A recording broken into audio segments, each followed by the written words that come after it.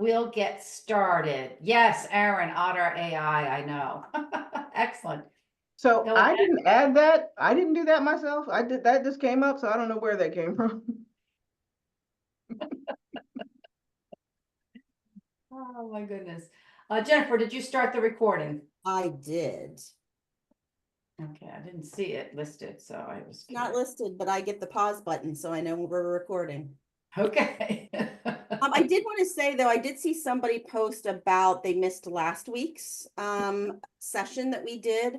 And those are all going to be found in the online resource guide. And as soon as Peggy starts here, I'll do a link in the chat for you to find that. Okay, excellent. All right, welcome. This is the fabulous duo of Jennifer and Peggy. This is webinar number 2. This one focuses on effective volunteer engagement. So welcome to today's conversation. We're super excited. I put in the chat I just was chatting with people, and I asked, what is your favorite month for vacation? And everybody said anytime, which is great. But now I have a trickier question to ask you. So if a giraffe was going to wear a bow tie, would the giraffe put the bow tie on the bottom of the neck or the top of the neck, right underneath the chin? Would you wear your bow tie right underneath your chin, or would you wear it down at the bottom of the neck? Oh, I'm loving this. We're getting a fun little dialogue here. What mood is the giraffe in? That's got to be probably the best answer of them all. Also, like, what size shirt is he wearing? Yes.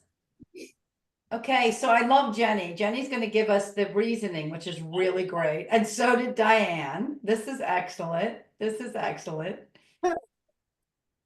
So why would I start with a question like this? Well, we're talking about effective volunteer engagement, and there's a couple of thoughts, but one of the most important thoughts is this notion of building rapport. And building rapport is when I could put something in front of you that's got a pro and a con, if you will, but it's not something that we would lose sleep over, and it's nothing we would fight over. So that's how we can get volunteers to recognize we're all on the same team, with an opportunity to chew on a question that doesn't have high stakes. Hello. That doesn't have high stakes. So I am so excited to be here for this conversation. I have to admit, though, that I'm probably partially excited because we're so close to Academy. But I wanted to run through a couple of quick dates for you just to make sure you knew.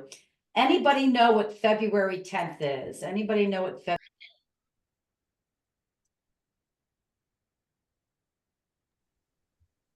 February 10th? In chat, anybody know what February 10th is?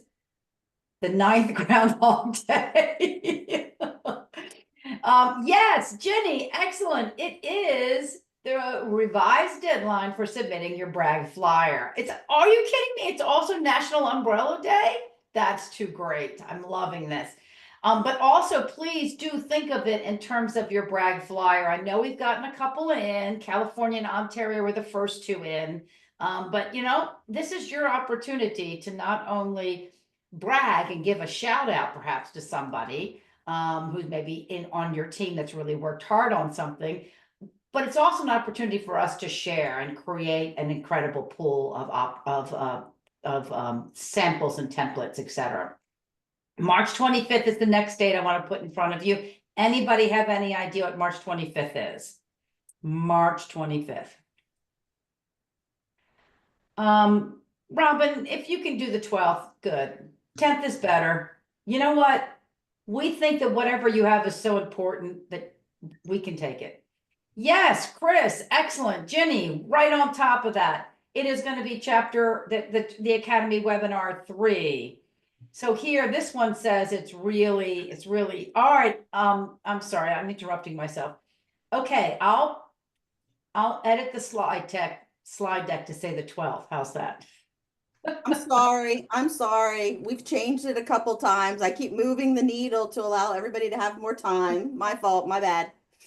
Well, here we go. This is the beautiful thing about Zoom and everything else.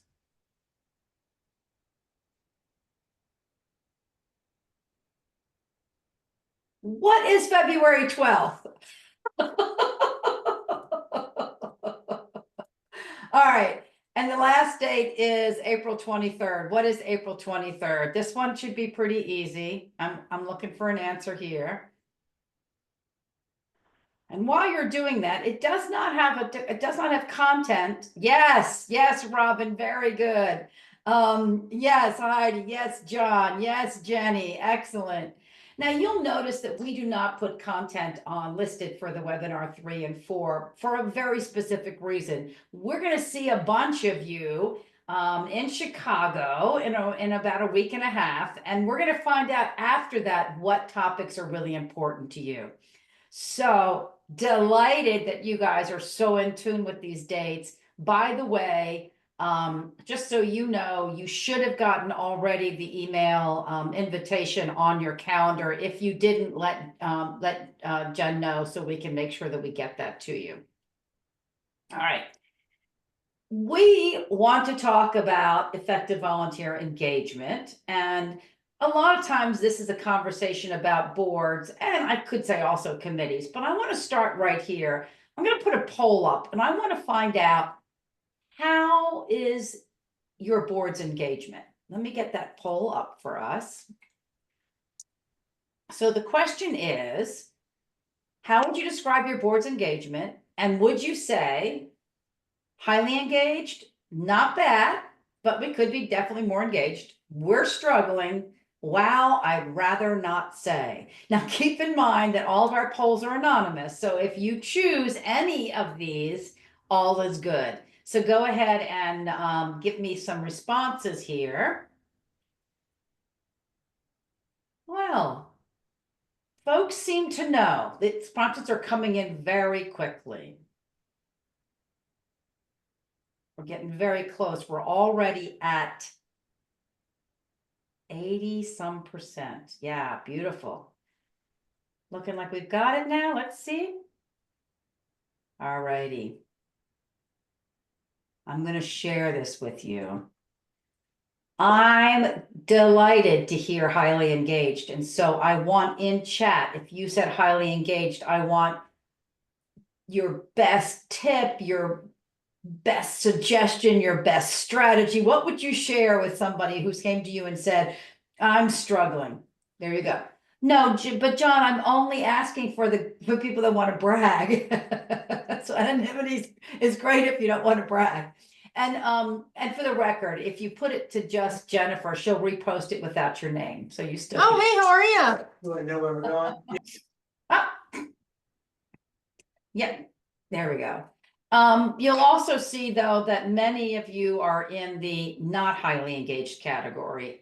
Delighted to have you here too. If you've got a specific question about this, put that question in again. Yes, Ginny, it's a poll that's up and it says, how would you describe your board's engagement?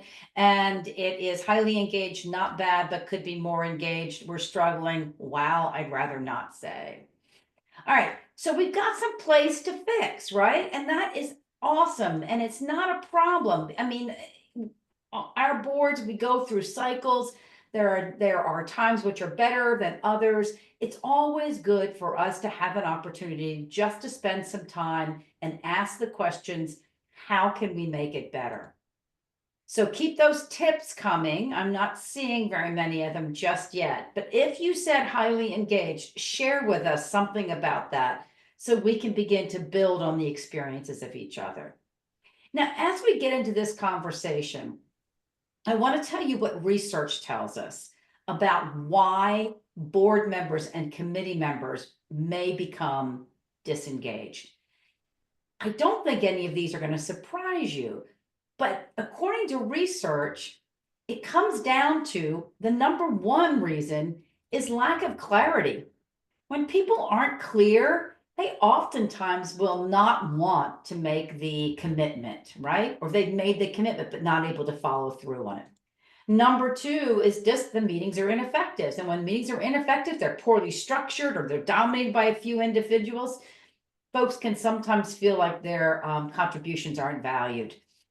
And it is true that if you don't have the sufficient training and support without proper orientation and ongoing training, you may feel like you do not have what it takes to fulfill your duties. Now, we can't do anything about this particular scenario, but understanding it helps us navigate it. And the last one, though, is something we can do a lot about. The last one is all about the fact that if we don't have and take the time to build personal relationships, it's going to lead to a lack of cohesion and low engagement. So I would say, and you tell me if you feel the same way, that if we know that these are the reasons that drive disengagement, top solutions are pretty clear, I think. Let me ask you, actually, which of these things, excuse me, where you feel like you have the greatest opportunity?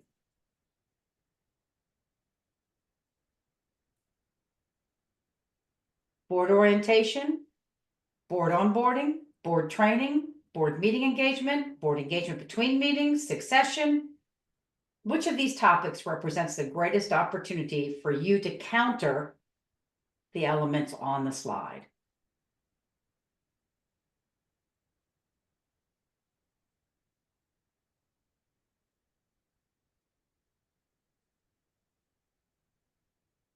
We've got some super smart people, and I've got a couple people picking others. So go ahead and share in others what you think is a great opportunity for improvement.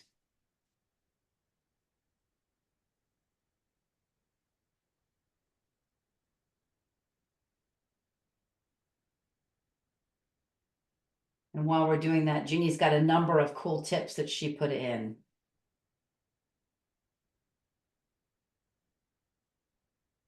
All right. Pretty close. Remember, if you put other, please share it in the chat. True. It's hard to over communicate when you're president. I agree. And it's actually hard to over communicate when you're on the board, period. Oh, Michelle, I love that idea. The entire board reviewing their dashboard with the ambassador. I love it. John's suggesting that one of the opportunities for improvement is bringing up the energy level. Great. Let me share what you all said. So it's interesting that one of the top choices was board training. I'm actually glad to see that because I really feel like the board training will really support like actually 3 of these 5 common reasons, right? And board engagement between meetings is certainly going to be part of that notion of how do we create that connection and that sense of belonging. And succession is really important because if I don't feel like I have someone coming behind me, I could actually get burned out, right? All right. Well, taking this, let's talk a little bit more about what we can do. And I'm going to take our conversation, because there's so many questions. I'm going to put our conversations in 3 categories, okay? I'm going to put it in setting up for success, how do we meet effectively, and how do we drive accountability?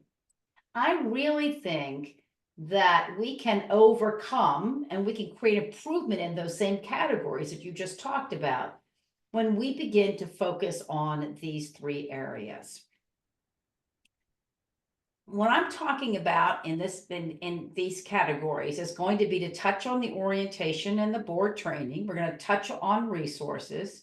I definitely am going to suggest a couple of ideas about meetings, but I also want to make sure we do spend some time on driving accountability. You know what? I've got one more poll for you here. Looks like I didn't share that one really well. Apologies there. All right. Just 1 second. There we go. And the third poll is now up. Okay. Which of these do you currently offer? Which of these do you currently offer? And so I've got a whole bunch of things listed here. And I'm listening to find out if we can get some good examples from you all too. So my examples include orientation for board members, and notice how I separated out orientation for committees. Formal onboarding for board members, training for any and all volunteer leaders, board assessment, committee assessment, board buddies, board portal, or some sort of a central file, and mentoring for your volunteers throughout the system. So go ahead and fill in, tell us what you have, what is currently in your system. So I'm not asking what you would like to do here, but I'm really interested in finding out what you're doing. We have got a number of resources, and throughout this conversation, Jen's going to be throwing stuff into the links for you into the chat. But I'm going to guess, based on some of the things I'm seeing right here, Jennifer, that there may be some additional samples out there that we would like to collect. So if you have access right now, while you're doing this poll, or when you're finished doing this poll, to share anything, know that you can share it here in the chat or send it to Jennifer afterwards. Let's build even a more robust. Okay, so I just saw a chat that said, there is none of the above, and I don't want to put none of the above in here because I'm hoping that you do at least one of these, but knowing that, sometimes it's, we get it. Sometimes life is busy and you're looking at your to-do list and these things haven't made your to-do list. They have made the to-do list of a number of folks. So let me show you that right here in this virtual room, we have people that can give you examples of orientation for board members as well as committees. We have folks that do formal onboarding, and I just saw in chat, there's a board transition meeting. We've got training for volunteer leaders. We've got people that do assessment, very important. It's hard to know how to help somebody if you don't find out what they need help for, right? This notion of a central file, I wished I saw 100% on that. We need to work on that. And also on mentoring. So if I could be so bold, and I will, I'll go out on a limb here, all of these things are things that you ought to be doing. Now, it's hard to build them all. So what are the most important things? Well, let's start talking about setting up for success. And it'll help you zero in on maybe the one or two items that are worth you diving into right now, right? We're not trying to overwhelm you. You can't do everything. But I'm thinking that if we could help you do at least one, maybe two of these things, it's going to solve a multitude of problems. And I just saw the message that came in that there's so much room for improvement. We have high membership and low engagement. Yes. That is not an uncommon problem. Part of what we can do in setting up our current volunteer core for success is begin to change that dynamic. We have to create an energy at the top of our organization, if you will, the board, in order for us to create that commitment in the lower levels. So let's jump into this conversation around setting up for success.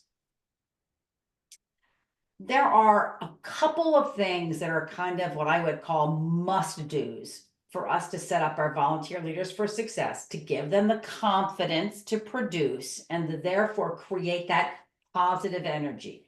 Top on the list is strong orientation. I'm going to talk a little bit more about what is in orientation, but orientation is the place where you set the expectations.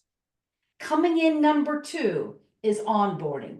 Onboarding is where you create the commitment to the expectations, right? You talk about how you're going to deliver those, but you also teach people on how to get their own delivery of those, right? Let me give you what I think is a very important differentiation between these two. Orientation is an event. onboarding is a series of activities. So orientation is actually step one of onboarding. When you put these two together, you actually really boost the success of any volunteer experience. Then these beget or lead to training, which could be transactional or developmental. But it starts with this idea of orientation and onboarding. A good orientation program will allow your volunteer leaders to ask the important follow-on questions that helps them get clearer about what their job is. So what should be in an orientation, which by the way is the things that the onboarding should reinforce, is that clarity around what's my job. And the what's my job needs to tell folks the tasks that have to be done, the deliverables that are being expected, the timeline, right? From there, it's what does done look like? Really, really help your volunteers understand when the game is over or done or completed. Now, the reason why this is important is obvious to keep people moving, right? But there's another reason why this is important. People want to know that what they're going to do, volunteers in particular, the newer volunteers we're seeing in our associations very specifically, want to know that what they're doing is going to have an impact. By describing what done looks like, you're telling the story that will motivate them, give them some accountability, and keep them in the game. So this is a really, really critical and important step that we don't always spend a lot of time on. 3 is what will it take? This is talking about how much time, what's the schedule, who will be with me. This is also addressing the issues around resources, what resources are there to support us. You take all of these elements together and you wrap them into an orientation, and then you build them or bake them into everything else you do, from your meetings to your communications. And now you've established a sense of the onboarding. Now, a critical place that happens on the onboarding is when you layer on, say, your webinar or your boot camp or your training day. You layer on the board buddy. You layer on the mentoring, which allows the people to continue to be engaged and connected and see how the rules and regulations actually play out in real time. So an important part of this is setting the team norms. Oh, and a quick shout out here, and I think Jennifer's going to throw these into the chat. In terms of how you can really make this orientation and onboarding sing, check out the position descriptions. There's also some samples from one of your co-chapters here on how to do acknowledgements to make sure that people who go through the orientation understand what they've agreed to. And there's really, really super cool boot camp video and handouts that come out of Tampa, which apparently is like, they do like one of the best programs. So take a look at those. So team norms. Team norms could be called ground rules. They revolve around how members of a team will interact. It's really, think of it this way as a helping people know what the game is. You know how you walk into you can get onto a board or a committee, or you've met a new group, or you come into an event and you're not really sure how to behave and you're kind of watching, you're sitting back. Well, when we help people understand the norms, when we help them how to make a connection with other people, I tell you, it really, really helps us and helps the team members deal with the potentiality of situations coming up that would otherwise prevent them from getting along. So norms express intentions, clarify roles, clarify behavior, and provide a sense of predictability. Cool way to do this start off your year, or given the fact that some of us are already in parts of the year, right? If you haven't, if you've already kind of been moving down the year, at your next board meeting, say, everybody take a deep breath. All right, let's put together the rules of the ground rules, or put together our shared goals for how we're going to work or act as a board. And then you talk about things like, well, we're going to respect each other. We're going to use curiosity as our guide. And I've got some samples. So if Jennifer can ping me, I'll send you a sample of this.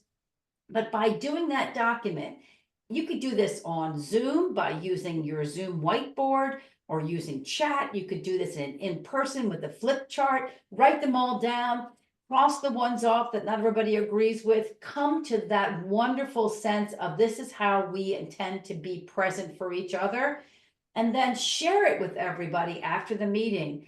And then periodically come back and remind people. This is helping you set a culture where we support each other, we stay with high energy, we have respect for each other, and we get the job done. Really powerful way of getting started. What I like about that webinar, and Jennifer might jump in on this. What I like about the webinar and the way Carrie talked about it, that I kept hearing from it, was it sort of set the team spirit, and it let the team know how to work with each other. And because it's so themed, it has a sense of fun, right, Jennifer? Yeah, I think it sets the tone for what is to come, how your leadership is to act. That's why they call theirs this boot camp, and kind of do that theme around it that people enjoy. But I think it sets that expectation up from the very beginning, not midway in the year, but to know what to expect and how you're going to act together as a board. And that's in that link that I set there. And that's going to be under that chapter succession and board transition, is that webinar of that officer boot camp. Yeah. And there's a couple of other resources there too. Yep, yeah. Absolutely. Super. I mean, and this is the kind of resources that you have available to you all, and I love when we can point them out. Okay. So does that sort of give some maybe shape around this idea of orientation and onboarding? Any questions on orientation and onboarding? Just taking a look here to see how folks are feeling. We didn't see any specific questions. Okay. Hi, Peggy. I do have a quick question. Please. Obviously the president has the, I'm just gonna call it the highest order in the board, and will be the one responsible for setting the tone for, welcoming new chapter leaders in the room, and even for the ones that, were reelected. I'm taking lots of notes on these, so this is great. I think that this is super helpful.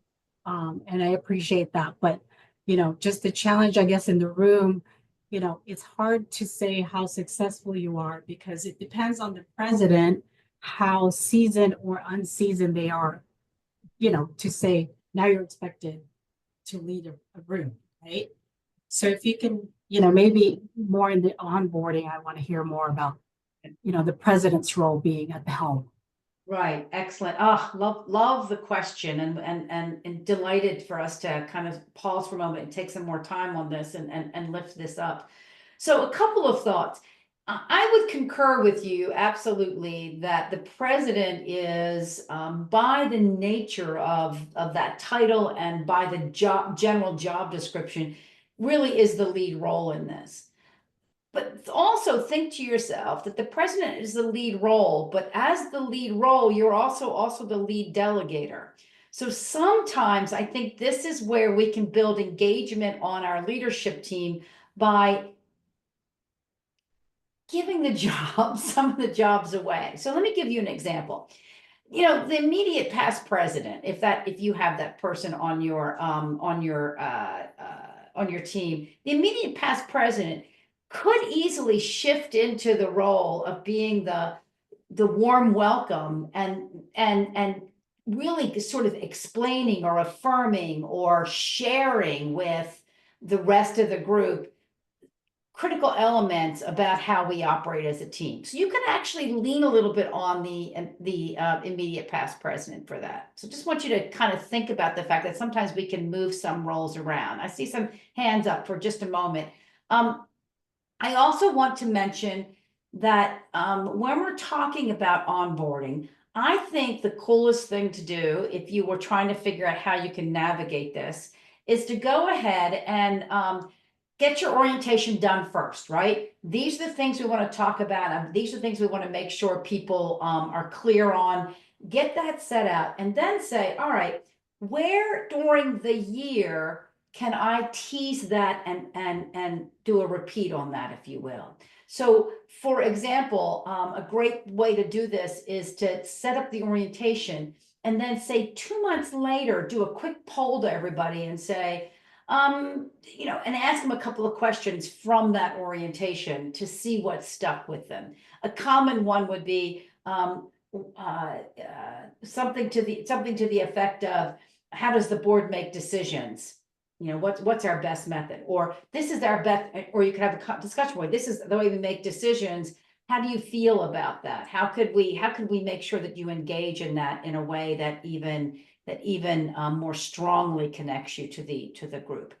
The other element of how a president can be specifically present in the onboarding comes in with your check-ins, comes in with you saying, I'm going to say hello to every new board member and every returning board member and thank them for their service. Tell them that I am a partner with them and that I'm going to check in to see how they're doing. After the first meeting that a new board member is, to have the president reach out afterwards and say, you know, what was your experience like? How did you feel? And give them some kind of specific observation point. Like, I noticed you were quiet. It's the first meeting. How can I help you feel more confident to speak up? This is a board where we like everyone to speak up. So now what I've done is I've acknowledged their behavior, but not in a negative way. I've explained that we really want this kind of a behavior, and then I'm asking to help. So I hope that sort of gives you an idea. I had John's hand went up first and then Tanya. John? Sorry, having technological issues there. I think Jennifer kind of touched on it in the chat. For my chapter, my experience has been that several of our committee members and a couple of the board members at the current state, they've been with the organization for a very long time. Several of the committee members actually held previous leadership positions as vice president, president, and immediate past president. And so when we look to build an orientation process for incoming committee members or incoming board members, those folks who have been with the organization a very long time and have served in those leadership roles are the folks we would look to kind of lead that orientation process. I absolutely agree that the president and vice president set the tone and the tenor for all of those meetings and are responsible for the strategic direction, but really orienting new board members on process and protocols and things like that, we lean heavily on some of our legacy members for that transfer of knowledge. Yeah, I love that, John. Thank you. And thank you for affirming that, so that if we're seeing that working over here with you, then we now know that it is replicable.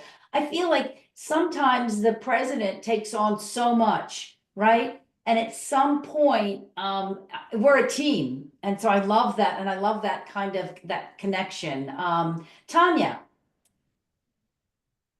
Hey, good afternoon, Peggy. Thank you. And this may be addressed later when we meet in person, but I'm really interested in some tools for our toolbox because we've high membership, low engagement, and we've had a lot of personality challenges that I would like to see overcome.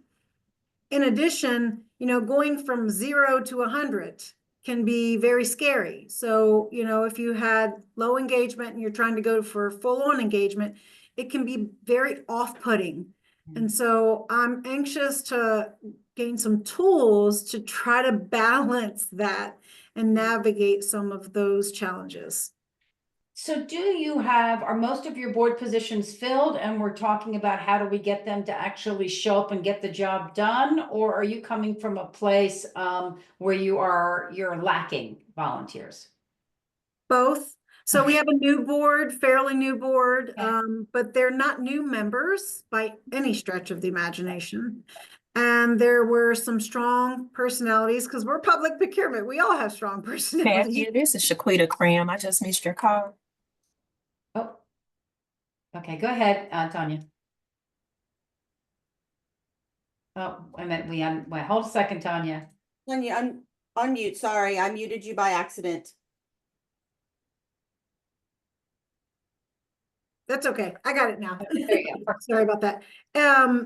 Trying to, you know, encourage people to take some of these conversations in front of a whole board on a string of emails out and away.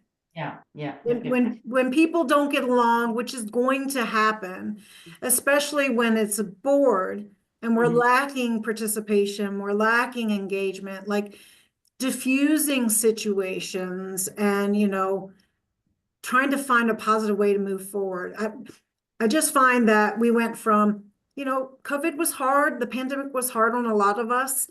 And I think many of us are now trying to get our sea legs back to a place of lots of engagement and in-person events and things. But having that kind of latent period where nobody was engaged and then trying to go full on, it's scaring folks. Right.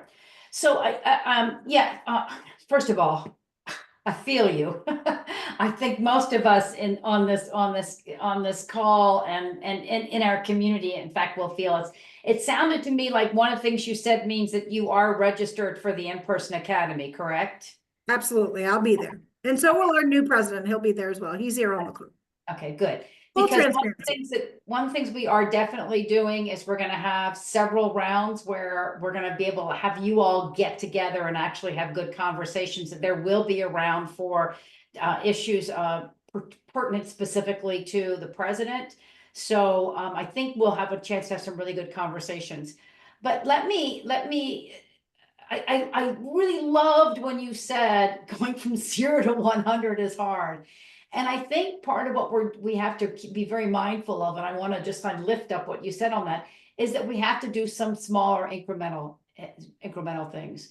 Secondly, at some level, we have to allow our boards to have candid conversations, not on email, but have candid conversations. Sometimes the safety will be by you reaching out to your chapter ambassador, or I'm going to suggest Jennifer's got the names of subject matter experts who have agreed to work with boards.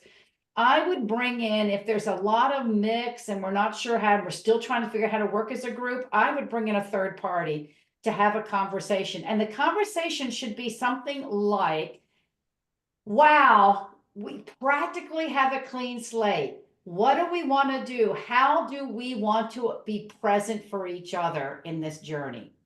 And go ahead and have that kind of a conversation. Don't address it as a problem, address it as a clean slate, and don't address it as a what you have to do or I have to do, but what do we have to do to be present to each other?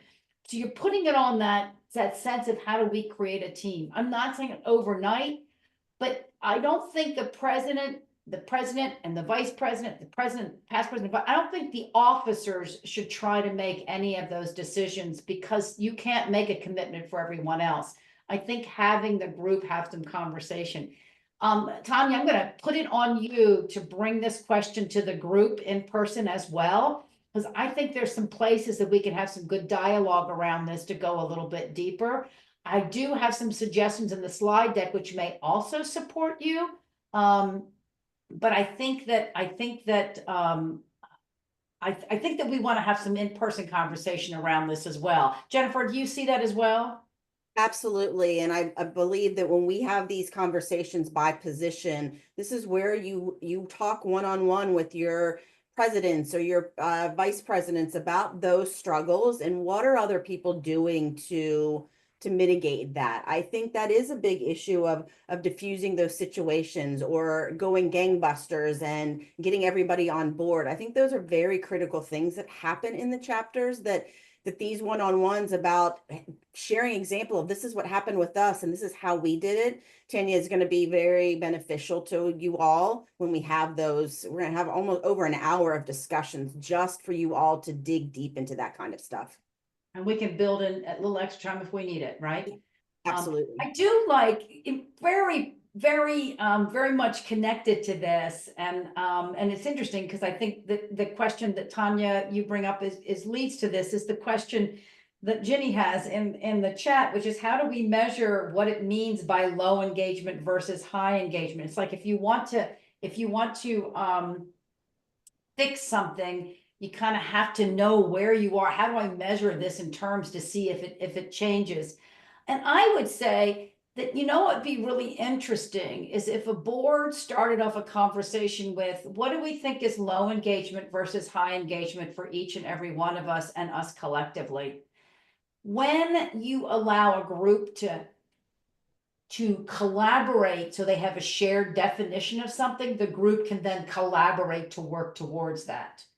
So it'd be really interesting. I mean, Ginny, I think if somebody asked me specifically what is low engagement versus high engagement, I would be looking at the contribution level as one part of it. But the other thing I'd be looking at is the collective energy as opposed to the individual energy. In other words, if the president, vice president, if the executive committee, let's call that the executive committee, the officers, are doing all the work and their board is simply coming to listen and then go away, I would call that low engagement.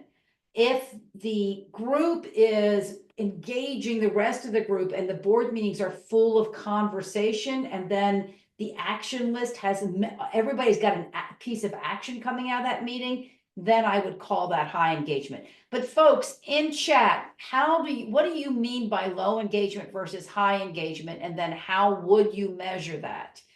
I will answer one additional thing, and you're going to see this coming up on a slide in just a little bit, but the way you measure it is, and you do have to measure it, is this is how I would use polls following meetings and polls following the completion of a project to ask people how they felt they individually contributed to that. How did they feel that the group worked towards getting there? And what should we do the next time around to make it even better?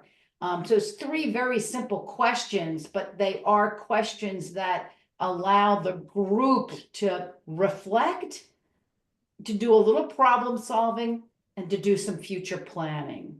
Becky, can I add to that? It's something NIGP does after we do a major event. So you can relate this to whether you do it at the end of the year or you've had a conference or a reverse trade show. Everybody that is involved in that gets this questionnaire to talk about, did it meet your expectations? Did you feel that you had been heard? Did you feel that you're a piece of it? I mean, there's multiple questions you can ask that I think then allows us to do a debrief better, that we got those kind of points and those questions across. Aaron talked about responsiveness in polls. I know a lot of you are doing board meetings virtually like we are now. That is the time to do the polls, is when everybody is still on that call. Don't send the poll out after we've all said goodbye and then expect everybody to do a quick survey about it. Do it live there. I think you can get a little bit more of that response that you need. But definitely love that kind of do an action, you know, did it work? Didn't it work? How did you feel it went is a great way to get everybody involved in the discussion about an event or a program that you did. Excellent. And just to add on to that, Jennifer, if you set measurable goals for something in advance, it's really easier to answer those questions, right? So that kind of reminds us that we need to know. Oh, Robin, I would use Mentimeter or Poll Everywhere or one of those, because if you do that, if you do it, then the people that are in the room can answer it as well as the people that are outside the room. Both Mentimeter and Poll Everywhere, as examples, can be used in a meeting so that everybody sees the results. In other words, the poll can be right there on the screen as well. Love the fact that you asked that question, because we do have hybrid we do have hybrid meetings occasionally. And that brings the group together, right? Because now you see the whole together. The other element that you could do, which I think is useful, is to use like a Jamboard or something like that. That is a Google off the Google suite, and that's where you can collect ideas and do some whiteboarding. And you can have that visually up on your screen, right? So everybody sees the shared thing, but they can also log in individually and be able to put in and participate. So there are lots of tech tools that allow us to do that. Now, that's a great segue, if I say so myself, that's a great segue to the notion that we are talking about having to spend more time with training. And by training, I mean training to do your job and training on the tools that help you do your job better. Training is really, really critical. But here's a little bonus. I'm not sure your thought about this. When we've done some research on what is really good rewards and recognition for volunteers, learning new skills and access to professional development are two highly rated thank yous. So as a board leader, can you begin to think about how I give back to my volunteers by building in training? The cool thing is that right here, Jennifer and her NIGP teams actually have some options that you could pull from. You have the webinars such as this one, right? You have the Academy, of course. Now, NIGP, their pathways, this is the part of their professional services, right? They have the leadership courses, which are part of that NIGP pathways. And if you head over to the learning section on the NIGP website, and then you search by leadership, you're going to find a whole bunch of different courses. And I just think that that's a combination of professional development, building you what you need in the day job, as well as building what you need in the volunteer job.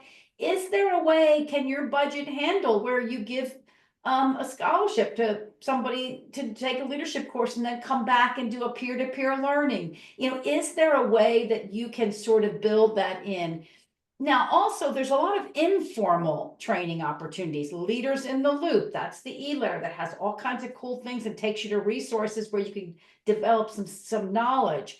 The chapter huddles, the area leader calls, these are all I'm referring to as informal. They're not courses, but they're really rich peer-to-peer. Have you ever thought about having your membership chair or somebody else show up on one of these appropriate ones, right? And then I'm really super excited to mention to you that Club Express, the back end of Club Express, if you're on it, has really good forums and ability for you to share and facilitate conversation with your leadership team. And how to do that will be coming soon on an instructional video. I think, Jennifer, you said when did you say? That video is going to be available in the next week or two. Our trainer is working on that, and that can be found on that back end where we have all those videos from Club Express. Peggy, this also brings up something that came through in a survey that we did at the end of the year about our huddles and our area leader calls and the way we engage with our chapters. And a couple people talked about, we keep calling everybody a chapter leader. And they say, well, I'm not a leader. I'm just a committee chair, or I'm just on the board of directors. So I want to emphasize to you all that all of these things that you get invited to, and you're getting invited to them because your chapter puts your name down on the chapter leader reporting forms that are due in January, that when you get those invites for the webinars, you get those leaders in the loop correspondence, the huddles and the area calls, we are not just talking about your executive leaders, those presidents, vice presidents. We're talking about all of those volunteer people that work for the chapter. Each one of these things has a piece that a membership chair or a communications chair or your webmaster or your board of directors may get out of it. So when we use, especially NIGP uses this word chapter leader a lot, we're talking about the entire breadth of your volunteer group, not just your officer. So keep that in mind and make sure you let them know that we all want all of them to participate in these type of trainings that we have available, not just your officers. And you know, that's another, another reward when you start calling somebody a leader, Yeah, right? And it absolutely. really feeds into their willingness to be really involved and engaged. Listen, I did not realize, because it's been a while since I used Jamboard, that apparently it isn't any available, but I just used something else the other day and I've got to go find it because, and I'll see if I can find it and then share the link. But does anybody else use any collaborative software like that where people from different locations can add content? I mean, the one that I used to use all the time was a good old fashioned Google document, which was great because if you put a Google document, I'm sure the lead, everybody can go in and edit and add. So feel free to do that as well. So anyway, I just think that we underestimate the power of training. And the last thing I want to mention about this training thing is you don't have to make this an add-on. You could build it right into a meeting agenda. You can build it right into a meeting agenda. So for example, one of the things that I've seen is when a new technology comes out that could be useful, they'll have somebody come in and do a quick, like, 101 on how to use this particular technology. There was a time with my board that we took everybody into our social media, our LinkedIn page, and did it in the moment, share them how to do it, had them all come on and follow the LinkedIn page. So you can do that kind of work. But you can also actually get a guest speaker in. Maybe there's something about, let's talk about, for example, great ways to make decisions, how to make good decisions. You might get one of the subject matter experts that Jennifer knows to come in at a board meeting and then do like a 10-minute conversation around a particular leadership element. And then when they do that, you're baking that in, and that becomes a reason, a really, really cool reason to show up to that meeting because you've built some value into that meeting as well. All right. The fourth area of setting up for success under this first banner is this notion of check-ins. I've mentioned it. I want to lift it up here. I want to give it its own little quadrant here. So much of what happens can be reversed or avoided simply by having good conversations, just by having really, really good conversations. So, and these are one-on-one, right? Now, I like to say it's conversations, but let me also make a point about telling you that sometimes a short, quick email, or if you're on a WhatsApp with the team, if you're using like WhatsApp with the team, or if you're using a joint text group, a quick note that says something like, how's it going? Or we're 2 days from our deadline on XY. Let me know if you have any questions. Or congrats teams, we met the deadline, all systems go, right? Those little things, GroupMe app, yes, those little things make such a difference. I feel like I'm part of a community. I mean, how many, give me a quick raise of hands on the using your emoji button. How many of you are on a group? How many of you are on a group text that you never miss? Come on. Yeah, here's mine. Can you see it? There we go. Almost, you can see it. I probably shouldn't let you see it anyway. It's a group of 15 of us. And oh my gosh, we just had one of our group members just had a shoulder replacement. Oh my gosh, we've got pictures that we're sharing. We're keep going. You know, this is what is really, really cool, is it creates a community, and that community actually drives accountability, and it drives this sense of belonging in a way that really supports the community and the social interaction. Yes, Ara says they use GroupMe. Delaware has a group text. I'm loving this. Share how you make this connection. do the check-ins, do the check-ins. Excellent. Now, I asked you guys to give me the emoji. I see a couple of hands up. Are these questions? Can I come to the questions? Oh, okay. If you got a question, keep your hand up. If you don't have a question, say silly Peggy. Peggy, All I right. also want to, I just want to add to go to that, our ambassadors use GroupMe, and I think you hit the nail on the head. It is the way that we stay connected as a group, not just professionally as their job as ambassadors, but personally. It's that in between meetings and seeing each other that allows them to stay bonded and connected. And you think about that in the same resource for your board. You don't always have to be active, but you're seeing what's happening. It creates a very different experience when you are together. Okay, I have to say that I'm enjoying Rick, and I think that we as leaders, sometimes we have to toot our own horn.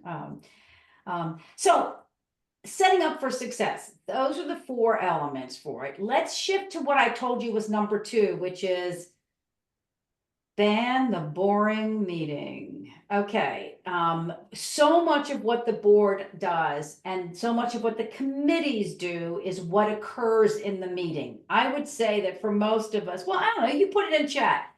How much of your board work is in meetings? Like, I mean, that when the board is actually working. I really believe that somewhere around 75% of the work we're doing is around a meeting. And I don't mean I don't mean the meetings you do for members here. I'm talking about the board meeting, the monthly meeting or the quarterly meeting and the votes and stuff like that.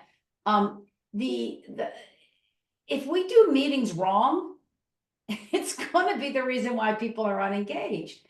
Now, as I mentioned, yeah, okay, Robin, I love it. Robin, excellent. I love it. I think we have efficient meetings. We do the work outside of it. To me, the meetings are interesting and a good use of time. I love it. Can you put something in chat, Robin, that gives us an example of that in action? That would be great. Whether you have an occasional meeting or you're doing a lot of your work in meetings or you're doing meetings very smartly, meaning that you do the people who need to be in that meeting, right?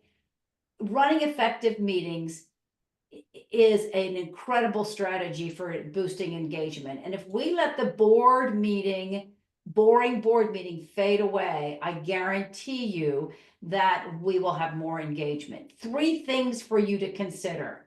I want you to really leverage the before and after.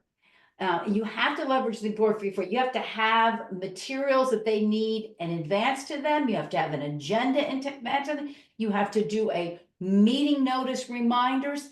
On the agenda, you have to name names. You have to say this one is good. And every agenda item could be led by someone different, right? You're the orchestra conductor, but you have different groups of people. So you're going to say the membership conversation around X is going to be done by Jennifer. The meeting update on the National Procurement Month is going to be done by Tanya. The finance report is going to be done by. Put names on agendas. It tells them that there's a role for them. It helps them be prepared for it. It shows the group that there's going to be a conversation. We're all doing something. It just creates it. 5 minutes after that meeting is over, if it's a virtual meeting, should go out the first email that says, thank you for a delight. Here's the 3 action items I heard, minutes and more to come. That's it, right? Like that. Use the after, and then slightly after that, you have to get the materials to them or give them the link of where it's posted. And yes, on that agenda, time stamping stuff is very, very useful. It also allows you to move through the agenda. Yes, do the work before the board meeting so that you can have discussion time, right? Secondly, tap into productive processes. What are productive processes? I'm talking about using the consent agenda. I'm talking about using things like the round robin so that you can make sure all voices are heard and so that you can nudge or maybe push engagement. I'm talking about using things like the fist to 5, which is a decision making that comes before the vote. so that you can get a sense of where people are, sort of the temperature around this. All of these elements actually were in that have better board meetings webinar that we did a little over a year ago. Definitely go back and revisit that, but also on that page, right below the video, you will see 2 links, which are links to consent agendas, round robin, 3 links, and FISTA 5, okay? My point being simply, get good processes in place. And the last thing is, and I shouldn't make this last, build in the fun. In chat, what fun? How do you build fun into your board meeting? Give me some ideas. In chat, let's get the chat lit up. Yes, Ginny, good. Pulling people, icebreakers. Yeah, but what's your favorite icebreaker? Come on, put this in chat so we've got some good ideas. What's your favorite icebreaker? What else? How do you build fun into it? Where some of you may know that we're home to the Maryland Recycling Network, which is basically the county and municipalities' solid waste and recycling, right? And one of the things we do is we do 3 of our board meetings a year in person. Everything else is virtual. But we always go to a site that our board members would like to see. Could be a facility they would like to tour. It could be like one time it was a park where we had where they had really done something different on how they were helping people that visited the park recycle and trash more effectively. There's lots of really cool things you can do. Oh my God, Robin, I love this. You know what I just did for a meeting last week? We created a collaborative playlist on Spotify. And then we had the playlist for our next meeting. Different restaurants. So I'm loving it. These are really great questions. I love these. Yeah, and guys, write down these questions. Well, we'll send you the chat. Open it up, like, open it up with the giraffe. Does it go here or does it go down here? Yes, keep them coming. Awesome. So I really want you to think about the fact that you spend a lot of time in meetings, and making those meetings as impactful as possible will get the work done. So check out that webinar. A couple of your peers helped us stage a board meeting, and we had some fun showing how something could be done. Love these questions. I might have to use, if you could be the main character in a novel, which one would you be? And I love Kimberly. Lots of great ideas there. All right. Let's talk about number 3, because one of the cool ways to drive engagement is when people are accountable, right? Now it's hard. Your volunteer job is certainly not the first thing that you have to do in the morning or the last thing at night. It's certainly not the most important thing. Doesn't take precedent over family, doesn't take precedent over your job and other community things, your fitness, getting enough sleep, all that stuff. But we have to make that accountability clear. And you don't make them accountable on everything. You make them accountable on the things that are important, that are going to make a difference, right? So let me give you what are often three reasons and some solid response. So the first reason why we see that people don't live up to their accountability is they get lost. And frankly, it's just too hard to figure out what they missed and to catch up, right? They had something happen at home or something in the office and they miss a meeting. Now they're kind of out of the loop and it's too hard for them to get caught up on what was in that meeting. Or they sense that they were supposed to do something, but life got very busy and now they can't put their hands on the schedule or whatever it is that they needed to do.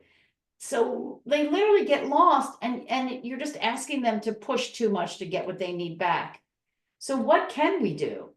We can, first of all, have a very clear roadmap for the year, whether it's a committee or a board or even a project team, a very clear roadmap. And it's got to be accessible in that portal, right? Along with the roadmap is a very clear calendar.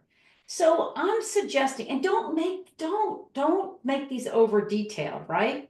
Lots of really cool graphics that you can get in Canva, you can get it in PowerPoint, just go to their templates and just show and make it fun and graphic. This is where we're headed and this is done.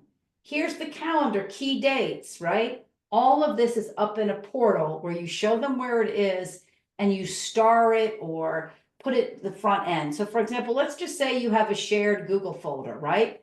Put the Google folder, the first two things in there are the clear map and the calendar. Then you have subfolders. These are our policies. These are procedures. This is project 1. This is project 2. Organize it to make it easy to navigate. Reason number 2 that people don't live up to their accountability is they don't see either their role or this particular task as critical. They kind of feel like they're nice to have. This happens a lot, and happens a lot, particularly if the meetings don't have a high level of engagement in them, where there's a lot of conversation. But you know, and it also happens when you have a well-meaning volunteer. Oftentimes this I'm talking about the president or the vice president or the secretary, the treasurer, who always says yes and handles everything. But a well-meaning person steps in and gets stuff done. If you're stepping in and getting stuff done, the message you've given to the person is you're just not, it's just not as important. Like if you don't do it, no problem, because I'm fully qualified. The message could also be felt like, oh, you didn't think I could do that, right? I just want you to be very understanding that even though something's clear in your mind, it could be a total different thought process over here. And because it's a different thought process, they're reading your actions very differently. So my suggestion is, number 1, use names. What do I mean by that? On an agenda, put the person's names. I mentioned that. But when you're listing a project and you're saying, here's our milestones, give each milestone or each task an owner. Use their name, put their name in there. When you're doing a follow-up email that says, here's the following things we did, action list belongs to Jennifer. This item belongs to Peggy. This item belongs to John, right? Use names. When I see my name, I go, whoops. I learned this, interestingly enough, I learned this. Some of you may know, I teach fitness classes on the side. And every Monday they put out the sub list. Now the sub list is the list of all the subs that they're going to, that are coming up in the next week and a half, right? So it'll say the class, it'll say the main teacher, and it'll say who's subbing. Initially, on the sub list, they only put the sub list out to the people whose names were on the sub list as subs or being subbed, right? I didn't know that. I thought that they were putting, that the list was a generic list. So if I didn't think I was subbing, I didn't bother to look at the list. Now, needless to say, apparently one time someone thought I was subbing and I didn't think I was subbing because I didn't read the list. Now I look for my name and I feel very clear that I'm needed. I feel very clear that I have an important role. So use names. And the second piece there is connect the dots. When you're talking about a project, when you're talking about an individual, show them where they connect in. Like, this is how important you are to this particular project. Number 3, not reminded. Yes, I hate to say this, as a leader, you have to play mom. Sorry. Or dad. I shouldn't say mom as if the dad doesn't do this. We have to help our volunteers. They're very busy. That's why I don't want you to do everything. I want you to do these jobs. I don't want you to be the person that does all the tasks, right? They're not reminded. Now, by using check-ins, we can remind them gently. By using visible deadlines, we can remind them. I'm just saying, if you want someone to be accountable, we do have to do a little bit of that, looking over your shoulder to see what they're doing and where they are. The final thing is, and I could say this is for, but it's almost kind of a side thing by itself, which is, as a leader, you have to have the conversation and you can't kick the can down the road. By this, I mean, like we just talked at the beginning, even, go to your board and say, how can we be more accountable to each other, right? How can we be more present? Go to the individual and say, I didn't hear you chatting much on our last call. I'd love to make sure I hear your voice on those things, right? So you have to have the conversation. A couple of thoughts about this. Enter every conversation, no matter how hard it's going to be or how easy it's going to be, with a sense of curiosity. Don't come in with a bone to pick. Don't come in with a preconceived notion. Come into curiosity. You don't know what's going on in that person's lives. So make sure you're using your power questions, right? Make sure you're using those open-ended what questions, those open-ended how questions. Stay away from why questions. Those are not, they can be off-putting. The what and the how questions are the questions that open up, increase dialogue. And finally, in every conversation, it should be about seeking understanding. So accountability is really critical for us to be able to drive engagement. We have covered a lot of ground today. How are we feeling when we look at these three issues? Because I want us to talk about taking action. When we look at these three issues, setting up for success, which was orientation, onboarding, and that training and check-ins, meetings that drive engagement, that have excitement, and then this last piece about accountability. I just want to find out from y'all, like, which of these are action items for you? What can you take away from this? What's something that you could do? I love the fact that Aaron's going to be in Chicago, and I know Tanya is, and I know a bunch of you are. Maybe your action item is bring a question with you, Chicago.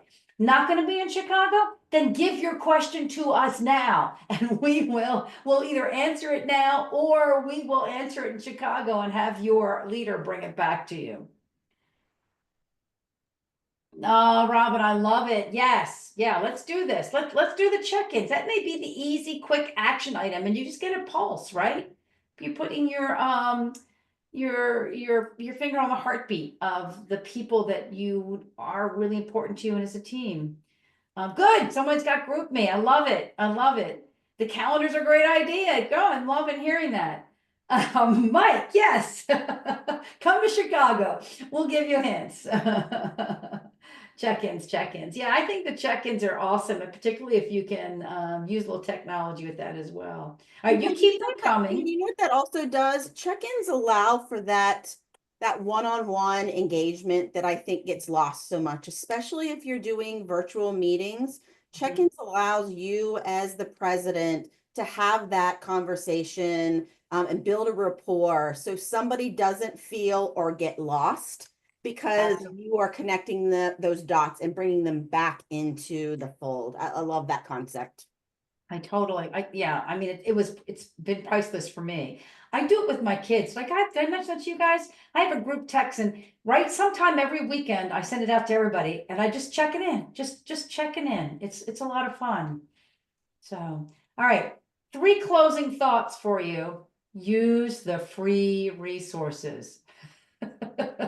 We've got so many tools. Yes, Tanya, thank you.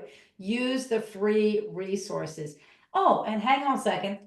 Got a resource to share? Share it. Take this to the board, talk to the board, have a conversation. Do not go alone. Everybody wants success. They may not articulate that. You may feel like they're completely unengaged. Take it to the board, talk with the board. And the final thing is, if you're going to be there, be prepared to jump into the roundtable discussion at the academy. One final slide I have here, and I'm not gonna go through it. I just want you to know that at the end of every webinar, you get the recording and you also get the slide deck. And I wanted to be able to give you some questions that maybe you could use to get the conversation going with your board. So you will see that in the slide deck. But I do want to put it back to this one. I want to find out in chat, what else can we address today? What else can we share with you today? And just know that we have some time for additional questions, but we can also let you all have 15 minutes back. So your choice. Oh, good, Jennifer. Thank you. Putting in all of these great links.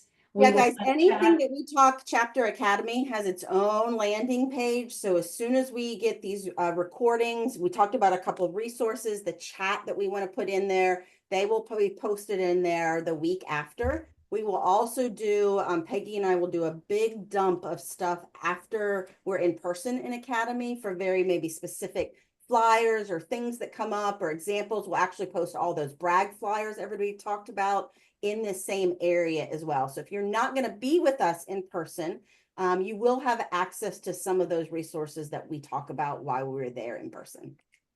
And you know what else you could do when you're in person? You could download that GroupMe app ahead of time, and you could put all of your officers and your board members on that group app, and you could do a live update from Chicago. And you could say, call that one the live update from Chicago. Right? And then they get them right away, like just like that. I'm loving this. You guys have got so many great questions and thoughts in chat today. And thank you to those, to John, to Tanya, to anybody who jumped off of mute to talk with us today. That was great. Looking forward to seeing you in Chicago. I just have to tell you, it's going to be a little cold, but we will have warm thoughts and incredible energy inside our room. So looking forward to seeing so many of you. See everybody in Chicago. Jennifer, any last words? Nope. Excited to meet so many new people in Chicago. That's very exciting to see for new leadership. And then for those that won't be joining us, please be aware in March, we'll be back together. We may take a few minutes, Peggy, at the beginning of that webinar, just to highlight some of those high level things that we talked about. We're really going to talk a lot about membership recruitment and retention, as well as your member engagement and these breakout groups. So lots of good stuff, but we'll see you everybody back here in the webinar platform in March. Thanks, guys. Thank you. Bye. Thank you, Becky and Jennifer. I look forward to seeing you in Chicago.